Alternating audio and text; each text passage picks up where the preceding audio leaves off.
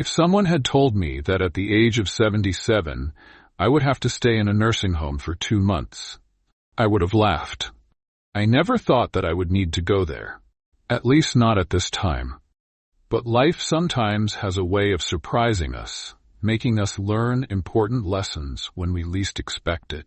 At first, I thought I was only going to the nursing home temporarily, to rest and recover. But those 2 months changed the way I view life and what I thought I understood clearly. There, I met many people, some of whom had been there for years, some still visited by their families, but many were left all alone. This made me think a lot about how we live, about connection, and the choices we make in life. Some have found peace, but many feel regret. Through life stories and long nights of reflection, I realized that whether you are young or old, life is always full of challenges and lessons. Now, I will share 7 lessons that I believe everyone, young or old, needs to hear. Because no matter how young you are, one day you will grow old. And when that time comes, how will you live your life? First, I realized that loneliness is the worst disease that old age brings. You may think that a nursing home is just a place that provides healthcare services, but in reality, the greatest challenge is not physical problems, but loneliness. There are people who live here without anyone visiting them for months, even years.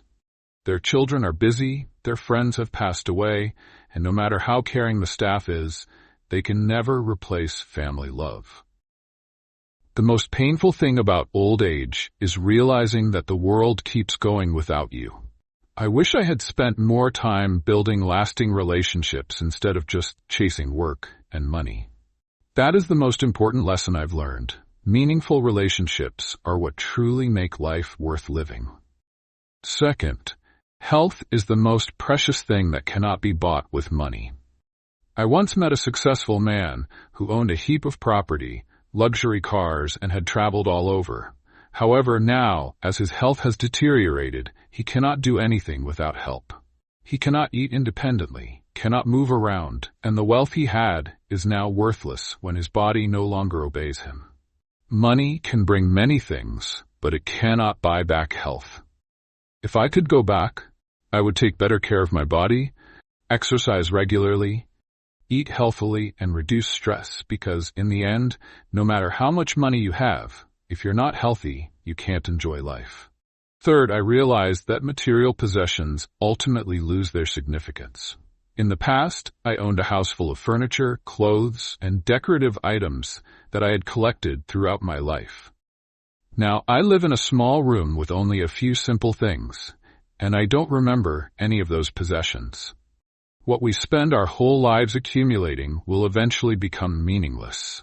What truly matters are the memories we've made and the people who have been with us.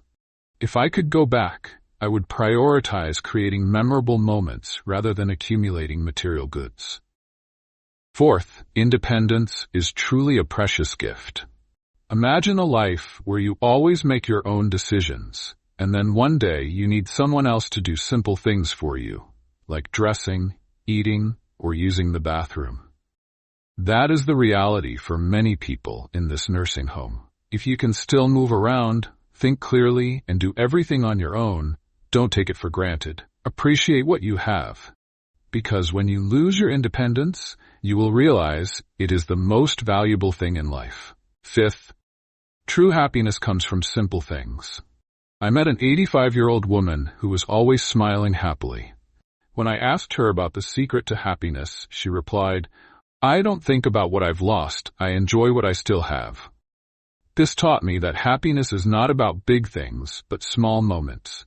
A pleasant conversation, a warm cup of tea, or the feeling of sunlight on your skin. When you stop searching for happiness in distant places, you will realize it has always been in the simple things. Sixth, I realized that forgiveness brings peace to oneself.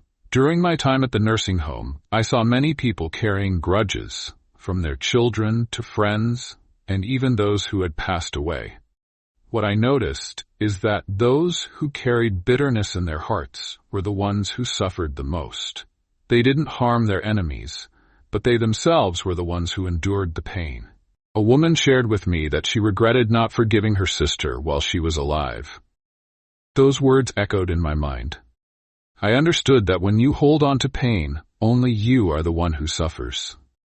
Therefore, I choose to forgive, not because they deserve it, but because I deserve peace. Letting go of hatred has brought me a sense of freedom and relief, as if I had left behind heavy stones that I'd been carrying for years. If there is someone in your life whom you need to forgive, do it today. For your own peace, not for them. Ultimately, when life ends, pride no longer matters. Peace is what counts. 7th, I realized that every day is a gift. One morning, I woke up and heard that a resident had passed away in his sleep. He had sat down for dinner, shared joyful memories, and then left. This made me realize how fragile life is. No matter how healthy or careful we are, we cannot know what tomorrow will bring. We often spend too much time worrying about things that don't happen, regretting things that cannot be changed, and overlooking precious moments. We often say, "One day I'll do this," but that day will never come until it's too late. The greatest lesson I've learned is to live fully while you still can. Don't wait for the perfect moment to enjoy life, because the perfect moment doesn't exist. Do it now. Tell the people you love how important they are. Create memories instead of waiting. Treasure every day as if it were the last you'll live. Because when your time comes, you won't regret what you did, but only regret the moments you missed. Though I only spent 2 months in the nursing home, I learned a big lesson.